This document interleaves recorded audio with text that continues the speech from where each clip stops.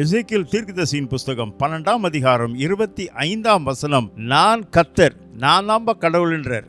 நான் சொல்லுகிறது நிறைவேறும். தேவன் பொய் சொல்ல தேவன் ஒரு மனிதன் அல்ல, மனமாற ஒரு மனுபுத்திரனும் இல்லை.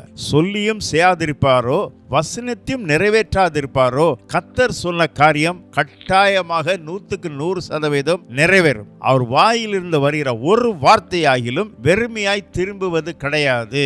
கலக வீட்டாரே, நான் சொன்னதெல்லாம் நிறைவேறும் என்று கர்த்தராகிய ஆண்டவர் உரைக்கிறார் என்று சொல். கர்த்தர் தெளிவா பேசுறார். ஆண்டவருடைய வசனங்கள்லாம் ரொம்ப ஆணித்தரமா இருக்கும். கர்த்தர் ஒரு காரியத்தை சொன்னா அது கட்டாயமா நிறைவேறும். வானமும் பூமியும் ஒளிந்து போனாலும் என் வார்த்தைகள் ஒளிந்து போவதில்லை என்று சொன்னார். கர்த்தர் ஒரு காரியத்தை, ஒரு நாட்டை பற்றி, ஒரு மனிதனை பற்றி, ராஜ்யத்தை பற்றி சொன்னால் அப்படியே நிறைவேறும். தேவனாகிய கர்த்தர் தம்முடைய வாயிலிருந்து வருகிற வார்த்தை எல்லாம் கட்டாயமா நிறைவேறும். தீர்க்கதரிசிகள் நமக்கு எதை சொன்னால் அதை பயபக்தியுடன் நாம் கேட்போம். கர்த்தர் நம்மை ஆசீர்வதிப்பாராக. ஆமென்.